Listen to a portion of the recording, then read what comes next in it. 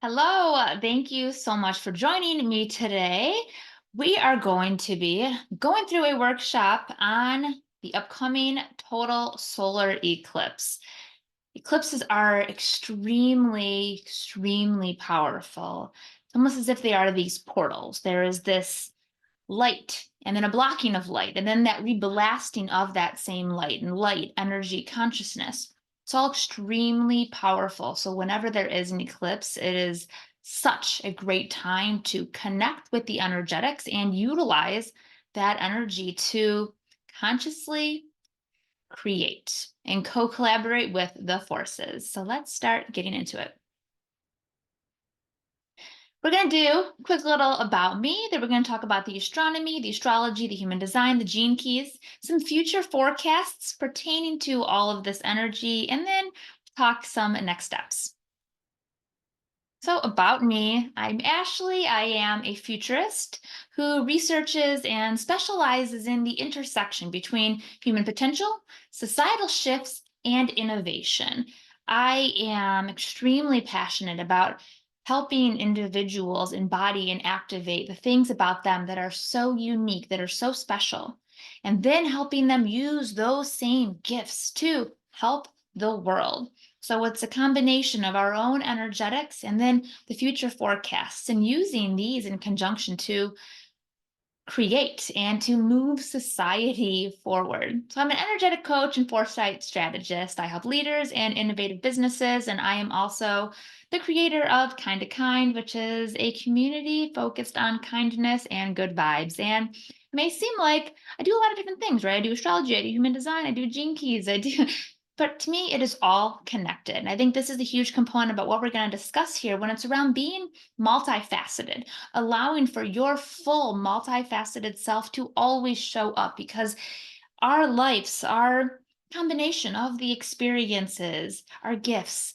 all the things that we had, all of these are essential and they're an important part of ourself. So when we show up with our full, authentic, multifaceted self, that is how we create the impact. So let's get into it. What is an eclipse? Well, eclipses occur whenever there's a planet or the moon gets in the way of the sun's light. And here on Earth, we can experience two different types of eclipses. There is a solar eclipse, which is a new moon when the sun and the moon come together to the same spot. And there is a lunar eclipse, which is a full moon when the sun and the moon are in direct opposition. And the eclipse that we have coming up on Monday, April 8th, is a solar eclipse. So it is a new moon solar eclipse. And what we're going to see here in a minute is how an eclipse occurs. Occurs because the Earth is shifting, the Earth is tilting, and when it is tilted in such a way where there's also a new moon or a full moon, that's where the shadow occurs. So the blocking of the light occurs. And what we're going to see with astrology here in a minute is it is also when we have the lunar nodes involved. The lunar nodes are these mathematical data points associated with the ecliptic, and in astrology, it's typically when the lunar nodes are in the same astrological sign, the same zodiac sign as the new moon or the full moon. And this particular total eclipse is in the sign of Aries. Solar eclipse is really impactful. And if you ever have an opportunity to experience a total eclipse, it is rare, it is special. And it is thought that on average, the same spot on the Earth only sees a total solar eclipse a few minutes every 375 years. And the one that we are having is a total solar eclipse here in the United States, in Mexico, and in Canada. And something really significant about this one, in addition to the astrology, is it's like that X, that cross that it is making with a path of totality that was made in 2017. So the eclipse that happened in 2017, that was on August 21st, 2017, and it was in the sign of Leo. This one that we're having on Monday, April 8th, 2024, is in the sign of Aries. So two fire signs. On April 8th at 222, it's like 221, 222 Eastern time, the solar eclipse creates the path of totality.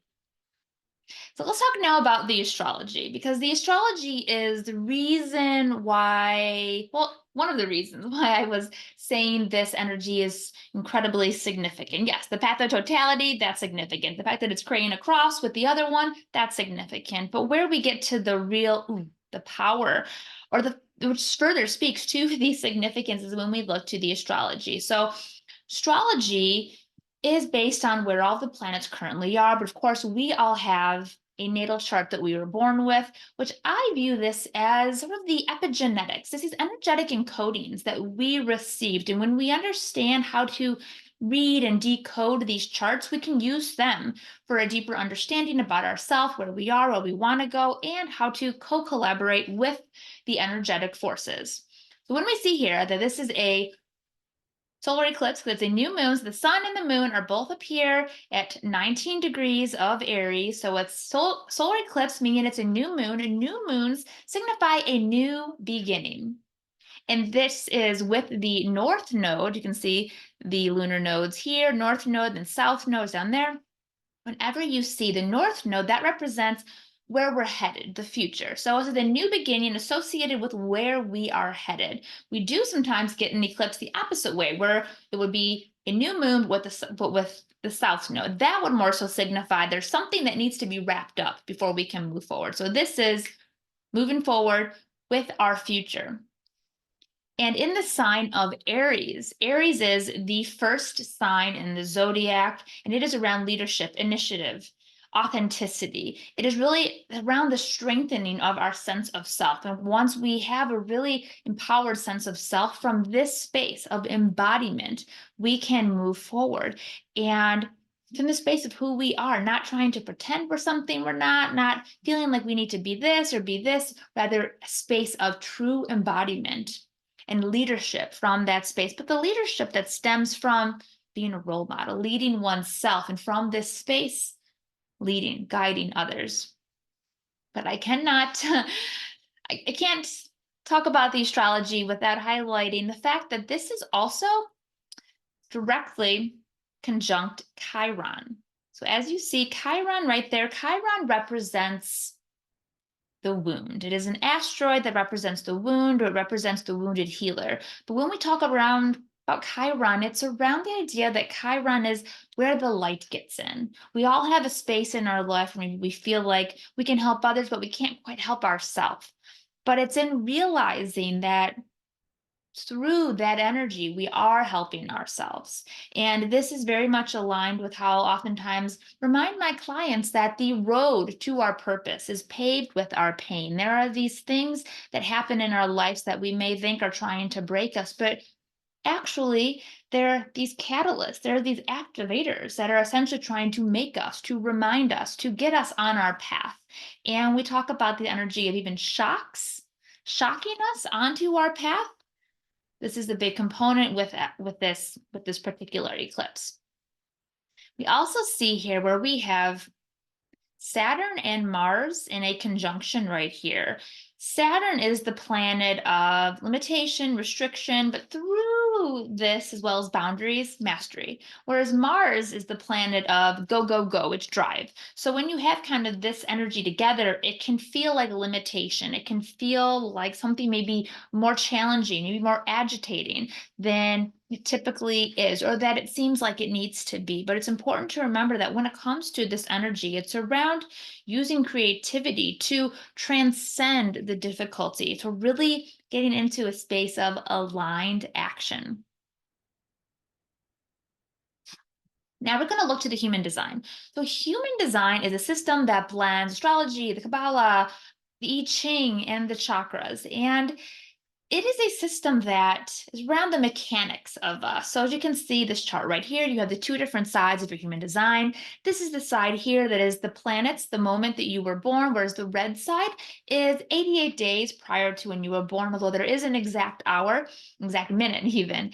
And these two sides work together. It's as if it's the personality and the vehicle being the energy of life that is taking us through life, as long as we don't interfere. But that's a big part of our life, is not getting in our own way. But as you can see right here, this is called the mandala, where you have the geometric representation of the universe and you have the 12 different signs in there. But within each of those signs, there's 6 different energies. In human design, we call those gates. And when you have a planet in one of those gates, it gets placed on your human design chart.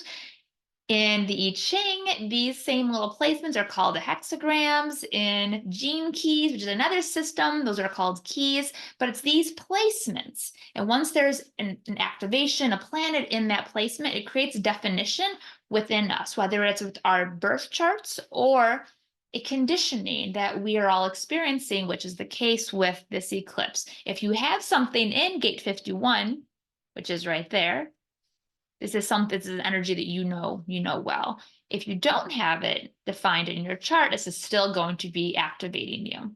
And it's designed to bring something up, or we're going to talk more about what possibly that is. Like I said, human design is the mechanics of our energy. So this right here is the chart for the eclipse. We have the sun, the moon, the north node, and Chiron all in gate 51, which is the gate of arousal or the gate of shock. This energy provides the ability to respond to disorder and shock through recognition and adaptation. It's also embodies this competitive power to leap into the void first. And it's in the ego center, which when you look to the chakras, this is the heart chakra. But in human design, it's the heart chakra. So it is around love and self-love, but it's also around this egoic drive. But egoic drive, not from a negative, but rather we need a sense of ego to move, right? I believe that we all are one, we are all interconnected. But a sense of self, which is a component of our boundaries, is what helps us define who we are, who we're not, and who we are in relation to everyone else as well. But this is specifically in the 5th line of this energy. So the highest essence of this energy is the perfected illumination that in grasping the nature of a shock can transform the normal patterns into symmetrical adaptation that rides the shock and avoids any type of devastation. The perfection of the warrior ego through instinctive adaptation. So there's really this energy of being a victor, of being this kind of a spiritual warrior, realizing all of these different components in your life, these things that have happened, these gifts that you have all of them, and it has all happened to prime you, to prepare you for a specific role. However, the more shadow or the detriment, the lower frequency of this energy is a tendency in seeking the core to harmonize with the shock, only to be overwhelmed by the next shock. And it's been this egoism to indulge, be in victory, but lose the vigilance. So this is can be a real victimhood. It can be the energy of this happens, and now this happens, and now this happens. And rather than overcoming and really changing the perspective that maybe you even have around some kind of challenge, some kind of crisis. Instead, it just becomes it. It becomes it. So a lot of times people will say things like, oh, go with the flow. And I think go with the flow can be good advice as long as you are the one who is steering the boat. You are the one who is creating the current. We can get into habits, energetic habits of the same things always happening because we haven't maybe learned the lesson, we haven't integrated what it is that we need to integrate to ultimately spiral upwards. But as you can see how the human design and the astrology, they're working together. Now we're going to look to gene keys. So gene keys consist of those same 64 hexagrams, and it places them into these different behavioral archetypes. And it really provides these codes pertaining to the highest essence and as well as the shadow frequencies around human consciousness. And there's 3 different levels. There's the shadow frequency, then there's the gift, and then there's the city, the highest essence. And when we think around how do we get to the shadow, to the highest essence, what's the bridge? The bridge is the gift. But it's through that shadow that this mutation occurs. And it's important to note that when it comes to gene keys, this is really kind of a system of contemplation. But through this system of contemplation, we're allowing for this cellular transformation and even a mutation to occur. Here's all the energy around this particular gene key, which again is the same place as the 51. It's all about that 51, that 51. And what we can see here is the programming partner. So the opposite energy of that is 57. 57 is called the gentle or the intuitive. It's a very subtle energy that is designed to tune in to the nuances of our intuition, the subtle nuances to maybe avoid those shocks. The shock being the main thing within the energy of the 51. But as you can see here, it's called initiative to initiation. So the shadow of this energy is the agitation, is the this isn't going right, this isn't happening, ugh, this is hard, this is hard, this is hard, this is hard. And there's even a spiritual teaching, it's called the law of the octave, that is around the premise that when we are not on our path, we get these spiritual shocks to realign us on our path. So that could be agitation. Agitation can be, you're designed to be getting these shocks to be doing something differently. But if you are extremely passive, or if maybe you have gone a little bit too go with the flow, those shocks, you just go with the flow, and the shocks are not creating the necessary catalyst. Rather, it's just what is, what is. It can kind of be this Eeyore like energy where you aren't a victor and it's more so the victim. But how do you get to the energy of awakening where the shock, the catalyst, has awakened you and you're on a different path? That's a pretty big jump from agitation to awakening. Well, the bridge is utilizing that gift, the gift being initiative. And it's around initiative, taking action, but using creativity, allowing for ourselves to have a different, maybe sense of embodiment.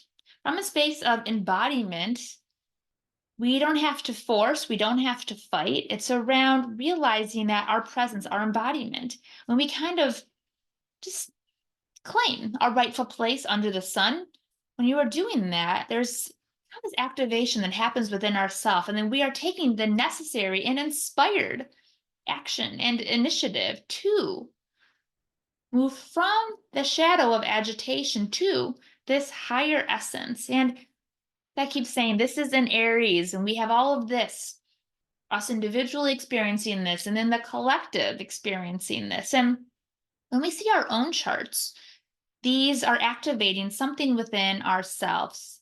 But there is always this idea that the more conscious, the more aware, the more awakened somebody is, the less affected they are by the mundane, the day-to-day astrology.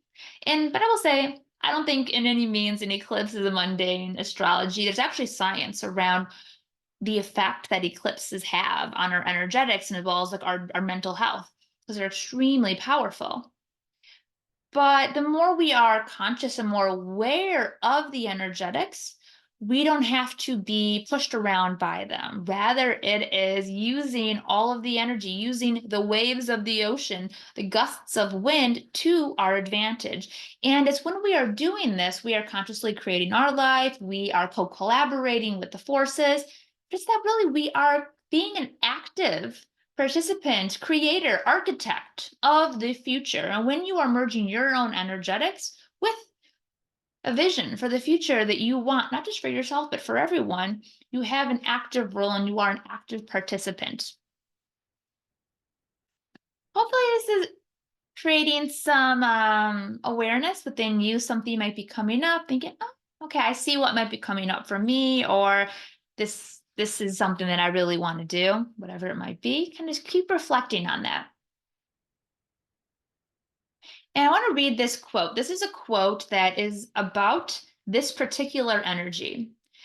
Awakening is really a series of softenings. Our awareness becomes more one pointed, but our heart and mind become softer and more open. Whenever we're confronted with harshness, the unexpected, noise, turbulence, the thunder of life, instead of tensing up, we can relax and open, soften, and become milder. Mildness is an essential quality needed to allow spiritual initiation. And I love this quote so much because it's very easy to associate shocks and spiritual awakening with this big giant thing. You got this thing, and you got this thing, and you got this thing, and you got this thing, and it's gonna be a lot of trial and a lot of tribulation. Anybody who's gone through a dark night of the soul knows that that is a key component with the spiritual awakening, kind of this awareness of what is comes with the shadow of the realization of what maybe is not. But it doesn't have to be where we are then seeking extremes to feel something. And it also doesn't have to be where we are fighting everything, right? If you are getting a little shock from the universe, yeah, you can stand up, you can fight it, you can push it, you can create more. That's one way. That's one way of handling things. The other way of handling things is with gentleness. And whenever we think about transformation that has lasted, true transformation, which is more of like a transmutation or a transfiguration, when it's like something is so changed that it cannot be changed again, is often done with more gentleness. It's more, there's more security in things when it is a little bit more gentle. And it's also allowing for you to be mutated in the process, not just trying to transform everything around you, but truly being transformed in the process. And when we have a more space of gentleness, a more sense of ease, more trust, we're co-collaborating in a different way. We are working with the energies versus trying to manipulate the energies to bend at our will. Because there's energetic forces that are all around, but these same energetic forces have created imprints on us. And if we are working with these imprints and the energetics, there's more harmony, there's more flow. And the flow and the harmony can create greater impact. I know a lot of people, myself included, I had to really be mindful of the perspectives I have around concepts like gentleness and, grace, because those are two things that I are my more natural self. I'm very empathetic. I am more gentle. But there's been plenty of times in my life when those have been viewed as weaknesses. And then plenty of times in my life when I have viewed myself weak for those same things, because I'll see other people come in and they make things happen. And then here I am worried about how this person feels and about this and about this and about this. But I've always had an awareness of how the interconnection of all of these things. And that's why I've realized that whenever I do try to use force, which even within my energetics, the shadow of my design moon is force. I'm aware of that wherever there is force, another frequency of force is more of the strength. If you are an embodiment of strength, you don't really need to force, right? It's just very similar when we think around how two sides of the same coin or just different notes of the same frequency. And that's what I love about Gene Keys, is it always shows us, right, within this same energy of this shock, this awareness, this awakening. The shadow is agitation, highest essence is awakening, and then the gift is that initiation, that initiative. So if we just tune ourselves to the higher frequency, we realize, oh, there is this gentleness, this ease that can take place. And we realize, though, that it's within our subtlety, our ability to tune in to the nuances, that we can work with the energies while also realizing that we have always been primed. We're constantly being primed, we're constantly being activated. But when we don't answer the call, the knocks get louder, maybe the shocks get crazier. But if you still don't answer it or you try to suppress it, well, the shocks come out in different ways. This is where we'll hear things like, which I believe is true, the body is the subconscious mind. This is why a lot of illnesses, ailments, there's a part of ourself that is trying to get through to us, that is trying to communicate, but we just got the like la la la la la. We're not picking it up. So the more that we're able to tune in, notice the subtle nuances, the subtleties, and realize how life has been guiding us, how life has been priming us, we realize, ooh, this is our sense of self. And there's this gift and this warrior energy that we have all been always being primed for. Now, when we look to this putting it all together here. This right here is an example of, we have astrology, but then we have the mandala, we have the human design in the mandala. So you can see kind of where these different planets are and how it's activated. And when we, it's a little bit more advanced here, but this particular eclipse, it is also activating the 61st and the 62nd gates. So if anybody knows you have those in your charts as well. Like for example, I have my sun, what I have over here in my chart is 61.1. So my personality sun, my conscious sun, my brand, strongest sense of my identity, the 70% of my energetics is in 61.1. And then my Earth is in 62.1. So even though this eclipse, the exacts, those are not active, I don't have any planets in 51, 57, like the vehicle side, the spirit side of this energetics. This is why it's a big system. All these things work together. But if you have pulled your chart and you know you have something as well in 61 or 62, know that this is activating that as well. And this is a big energy that was really heavily activated during 2020.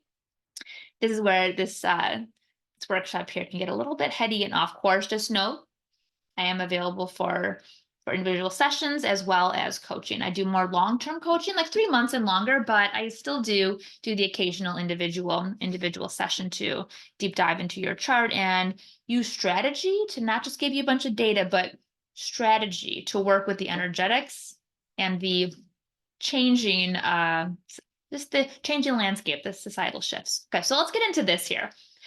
If you know your natal chart, all of what we just discussed, that is activated, that is really the signal, the message, the place is all in whichever house is ruled by Aries. So I'm going to read through what these are. So taking all that we talked about, right? The initiation, the call for spiritual warrior, boldness, courage. You got it, where there's this energy of shock, the spirit of awakening, finding your sense of self through these shocks, the ability to adapt, the ability to use creative initiative to transcend whatever challenges, whatever agitations is. And from that energy of that initiation, that stepping up, that stepping in, you are going to have this energy of awakening. And it's incredibly powerful. It is happening in whichever house is ruled by Aries. So I'm going to go through these. This is for you can do it for your sun sign. You can do it for your rising sign. Like for example, if you have a Virgo rising, this will be in your 8th house. And you can also do it for your moon. So I'm just going to read what they are and you can apply that energy to this. So if this is Aries, it is in your 1st house, which is around identity and direction. So it's taking all what we discussed and it's really then merging it with your sense of self. Where are you headed? Who do you need to be? Where are you going?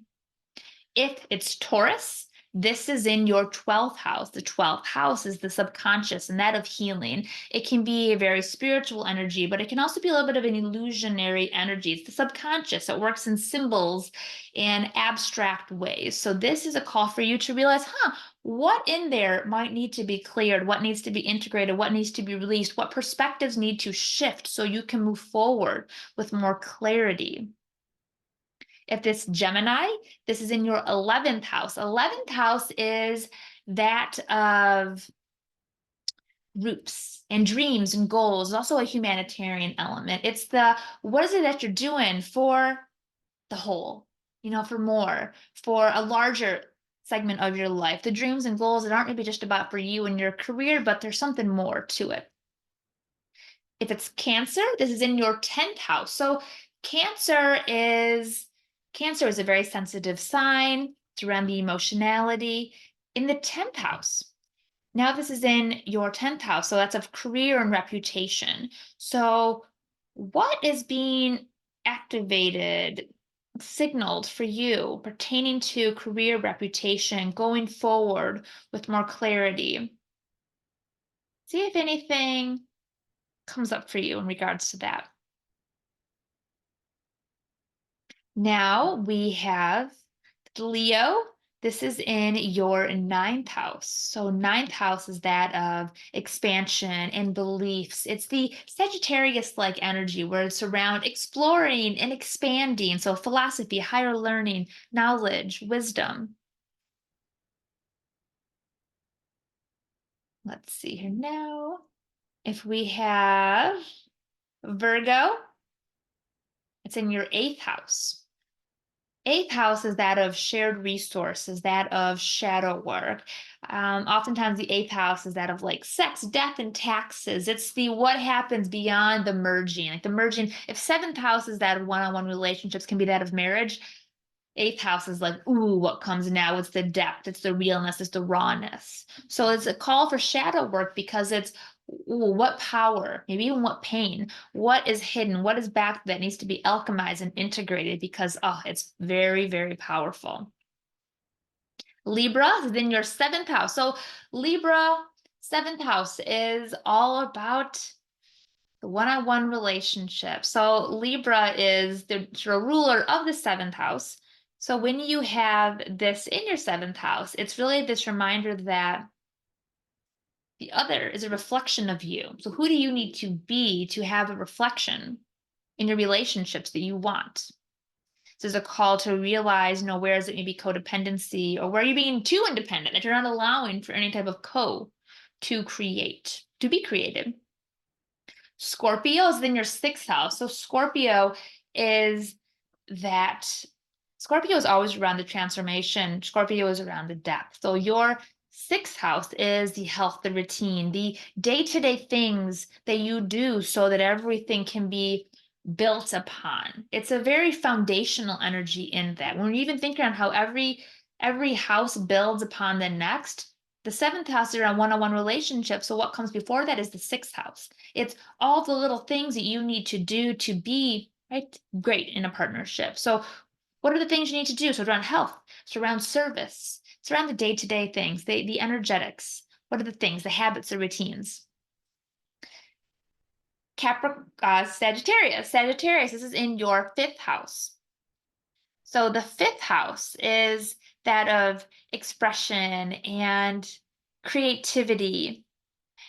And it's also this real energy of around fertility. Just think around like the fertile energies that whether it's making babies, making art, making businesses, it's a creative expression energy. So it's really around, what knowing all that we discussed, what is asking to be expressed, created, released, put that out there. Capricorn, this is in your fourth house. So Aries is your fourth house, so it is your foundation. So when you kind of connect these dots, say, what did on the home front, within the family, what needs to be tended to, addressed, what needs to be integrated, alchemized, so you can move forward with more clarity. When we discuss the Capricorn Cancer, that axis, it's those two work together. So whereas it's always the deeper the roots, the taller the branches. And when you look to a natural chart, it is Capricorn's top of the chart, and then Cancer is the base. When you flip it like this, it's just showing you that how these different energies are playing out. So the deeper the roots, the taller the branches. So Capricorn, it's around, there's a big component within your energetics is around the legacy, the climbing, the building. But in order to do that in a way for legacy, you gotta have those roots. So tend to the soil, tend to the roots. Aquarius, this is in your third house. Aquarius has a lot going on. We have Pluto now in Aquarius, but the third house is in around your message, your community. So how can you alchemize? How can you integrate all we discussed to really empower yourself through your message, through your community, through your communications? Also, can also be associated with siblings and friends. And lastly, Pisces. This is in your second house. Second house is around values, around self-worth. It's where we integrate the instincts of the first house. So it's now around, how are you integrating this initiation, this boldness into your reality? And then how is that being reflected back to you in your values and how you view yourself? Now, here's a few, I'm going to go through a few points pertaining to future forecasts. So, few things that are coming up And first one is the Jupiter-Uranus conjunction. So every 14 years, these two planets, they conjoin and they begin a new cycle. And this cycle is always associated with innovation because Jupiter is the planet of expansion, of growth, whereas Uranus is that of awakening. It can be destabilizing. It's a lot of change.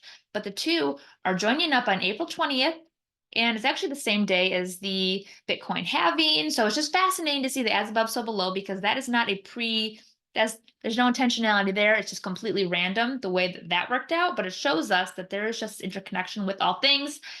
But this particular energetic, this conjunction is taking place in gate 30, right there. I see that I just wrote 24.3. That is not right. It is 23.4 assimilation. This is an energy around uniqueness. It is around these sudden insights, and we are communicating these insights. The highest essence, though, it is simplicity and quintessence, almost having this energy of where you know everything and you're able to explain something that is so complex, but so simply. And this is why I have been associating this energy for a long time now with things like quantum computing, with rapid amount of AI. And something I'm always discussing with my clients around is the idea that I believe that as human consciousness expands, technology accelerates in tandem, meaning it might just be that it's a reflection of our inner world. And as we need, we're moving up, we have new goals require new tools, but society as well. We want to evolve, we want to move up. Well, we need some new tools. And yes, I believe we have an incredible amount of human technology, innate technology, such as our chakras, our nervous system. We can understand what these are saying to us based on our human design, our astrology, all of this, but we do not regularly tap into this. The fact that you were on watching this video with me right now speaks a lot to your awareness and your level of consciousness. So I believe that in order for us to move society forward is to, sure, yeah, use this technology, co-collaborate with the technology, but co-collaborate it in a way where you are still strengthening, activating your inner technology. A lot of people are concerned about technology replacing us, and I think as long as we are aware of what we want to use the technology for, we want to co-collaborate with the technology to not replace the parts about us that are unique, not to replace our gifts, but to amplify our gifts and to bridge some gaps for us.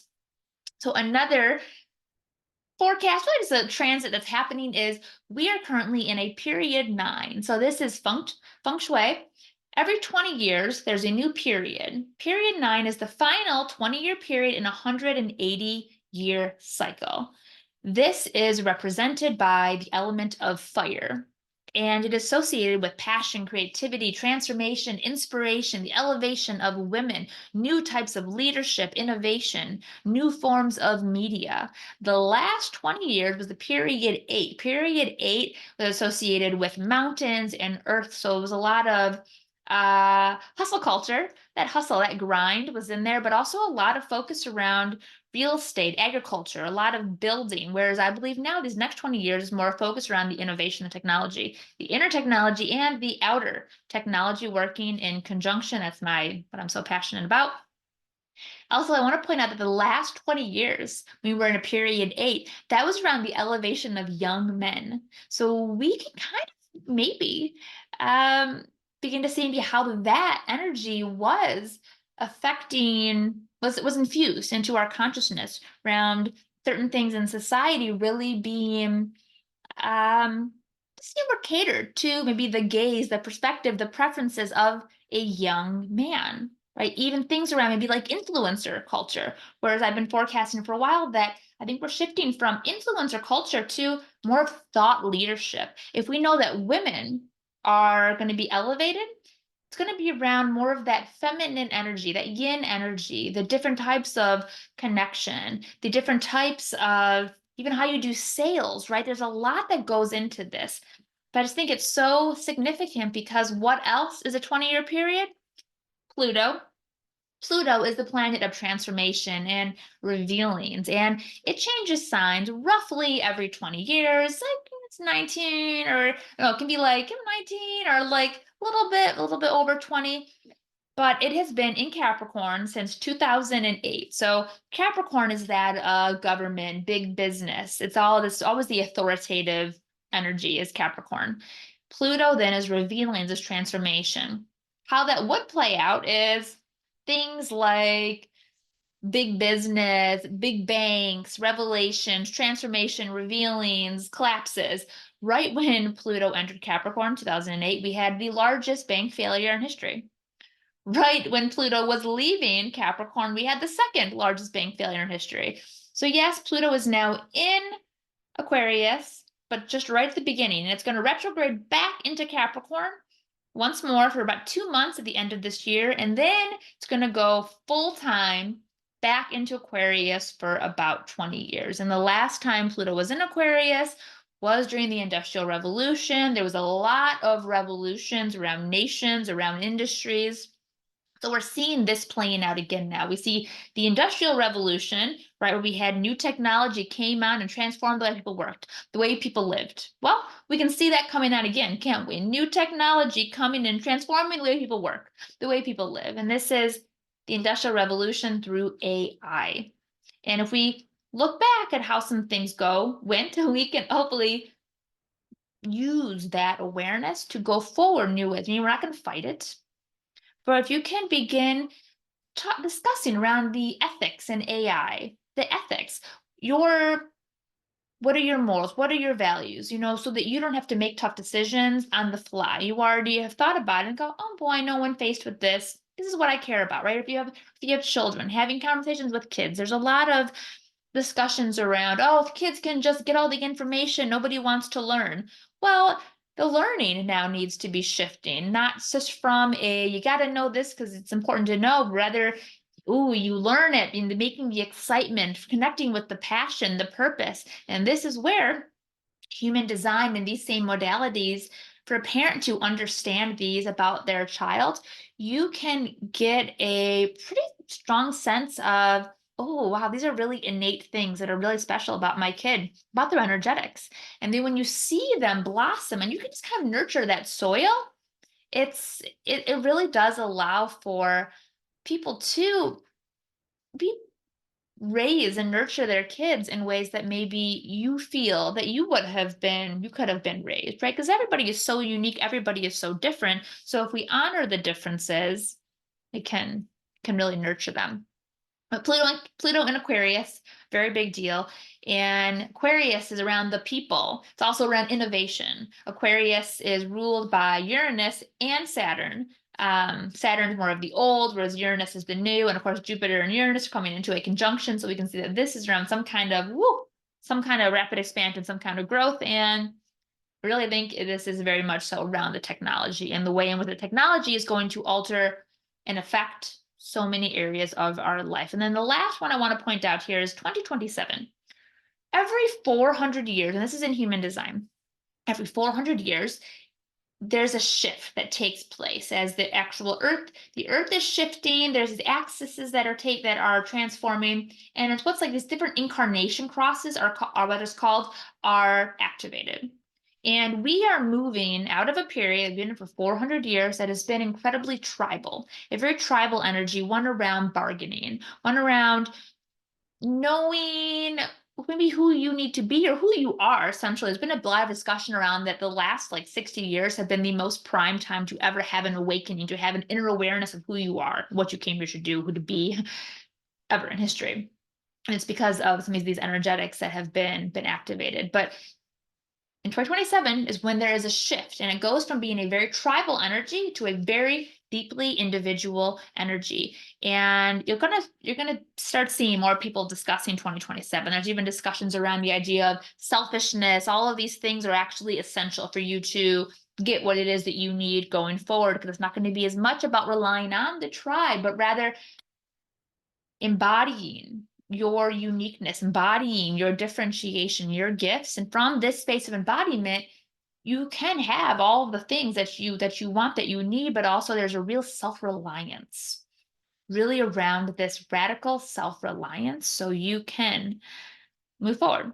And we're seeing this same idea play out, right, with concepts like sovereignty, autonomy, Even when you think around things like blockchain technology and decentralized finance, the decentralized is taking something that has been plugged into like a middleman, right? Where something was dependent upon something else for you to get your needs met. But if that other thing goes down, then you're without. The more you just are self-reliant, self-contained, it's like this being the ruler, being your own guru, which this is also a big thing that is playing out. More and more people are going to be discussing this. The more you are able to connect in with how do you do that? Well, you do that. You be that through embodying your gifts, your strengths, your talents, the things about you that are so unique and incredible. And also within that same energy, that is when Pluto is going to will still be in Aquarius, but it'll be entering gate 41. Gate 41 is thought to be the beginning. It's currently in gate 60. Gate 60, it's all around.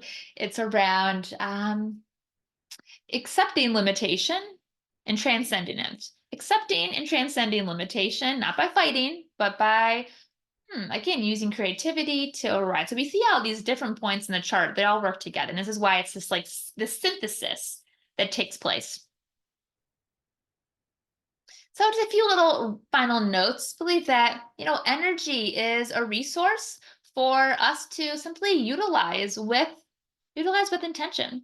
And it is our frequency that determines how we view the shocks and how we handle them physically, emotionally, spiritually, right? Do we just absorb the shock and get another one and get another one because we're not aligning with it, right? If you absorb too many shocks, and how do we absorb shocks? We absorb shocks by being too passive. We absorb shocks by numbing ourselves, right? It sucks to be shocked, so we numb it.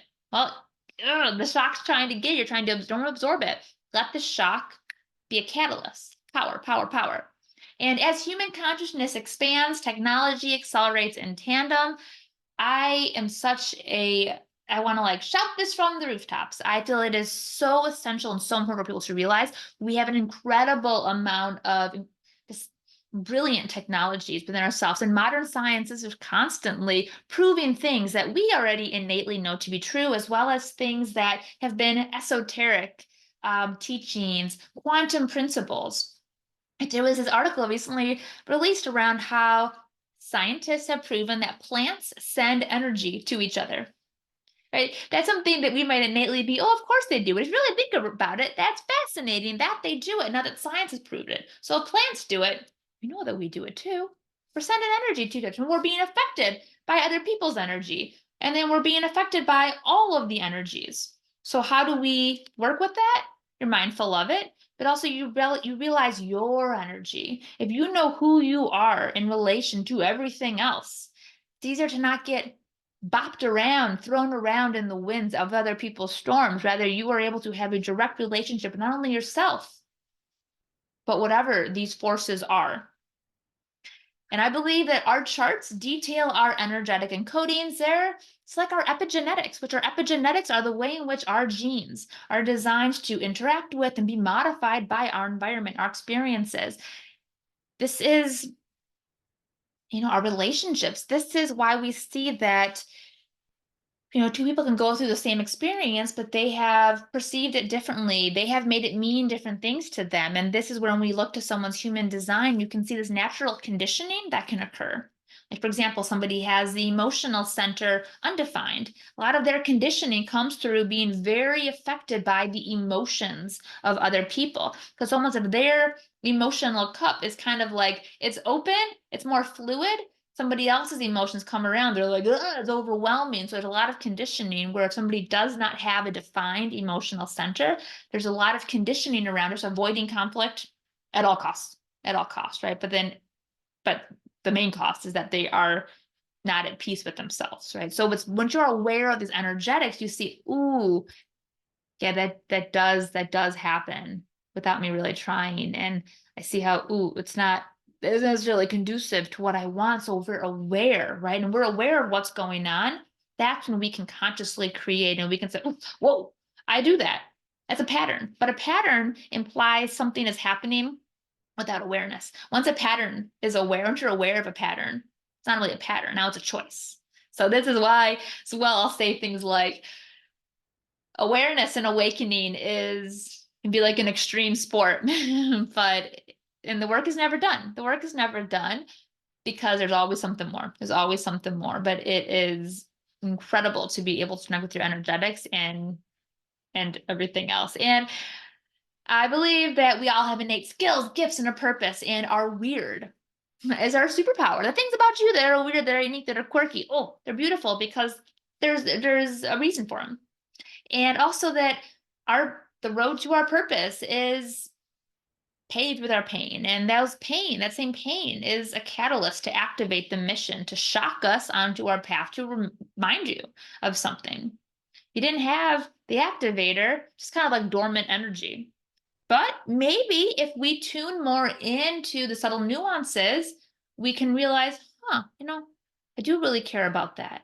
You hear about people, right, that after going through maybe like a really big, battle with cancer, that they have transformed their whole life. And now because they had that big shock, now they are on a mission of health and they have this really big dream and mission and purpose. And they'll say, oh no, they would never wish they didn't have it, that they're grateful that they had it because of what they made it become. But it was that activator. It was that activator.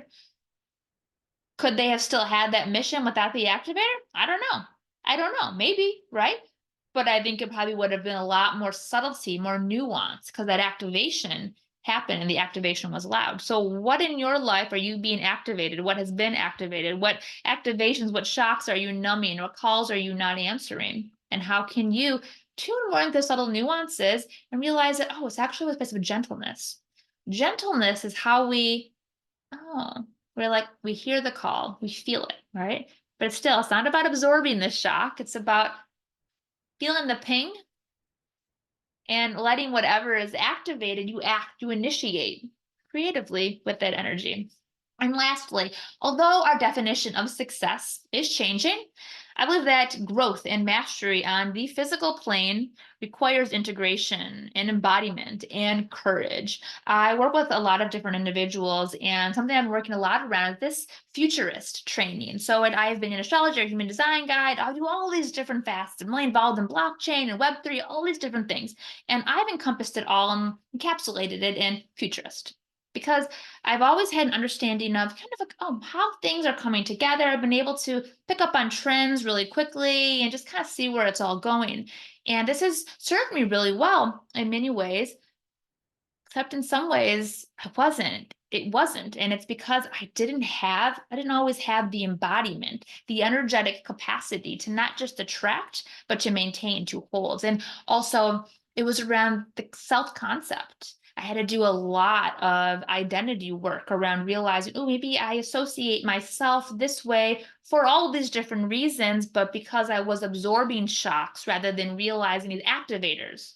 So, in order for me to now experience success, I've had to still use that foresight, but with the embodiment, with the energetic mastery. I'm not saying I'm an energetic master, but it's because it's definitely the process. The work is never done, but it is a constant thing. The work is ongoing, the work is constant. And of course, the courage. So it is the mind, it is the body, it is the energetics. And then it is co-collaborating with the forces. It is being able to spot trends, forecast, put yourself into the future that you are creating, because we are all creating a future, but whether or not we are creating a future based on the past or based on a higher vision that we have, well, that's up for debate.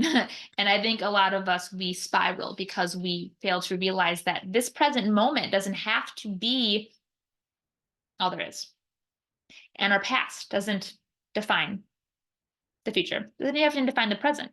We have to change the perspective that we have around anything and realize the importance, the power of our mind, of our energy, of our conviction, of our intention.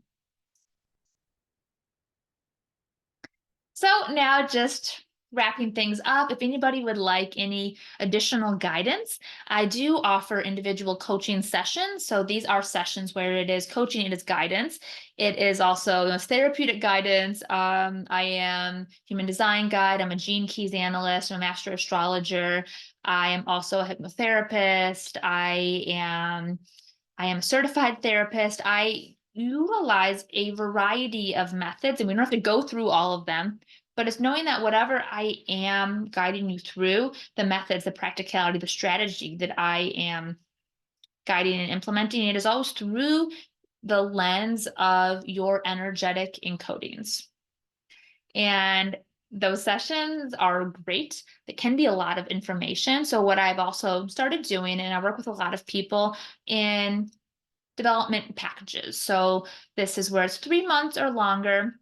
We can meet weekly, so 4 times a month, or we can meet 3 weeks on, 1 week off. There is integration, there's different lessons that we go through, different journaling, there's even different meditations. We do it's really this guided process, and it's around where you currently are and what do you want. Okay. And then I help you use your energetics and the collective cycles to help you get there in the most opportune, expansive, and just fun, fun way. And I also then do consulting with businesses as well. So a lot of my clients are entrepreneurs. So we do also look to their businesses. And I have a community for quantum futurists. So it's not yet. I'm putting together some finishing touches on there. If you want information on that, you can, hang tight or send me a message and I will put you on the list, or I can give you a list for you to sign up. I'm also working with Healerverse to build out a community of healers and spiritual seekers. So if you are somebody in the healing profession, definitely recommend checking us out. We can get you certified with Healerverse. So it can kind of be like TripAdvisor for healers. And also I'm available for speaking engagements, podcasts, presentations, conferences, as well as corporate workshops. I come in and I have a couple different workshops that we can do.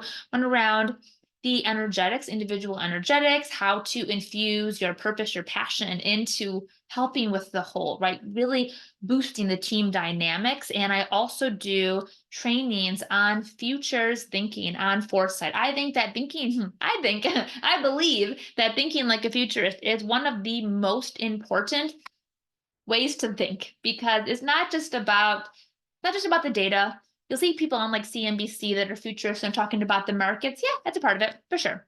But I realized I'm creating this new segment of what futurists are, because to me, it's around the energetics and it's around compassion, it's around empathy, it's around putting your energetics to a purpose, to a passion, to then helping the whole. And when we are thinking around this energy, it is, from all of the things we've discussed, this is such a prime time to be here. And knowing that you are here and you joined me today, I'm so grateful.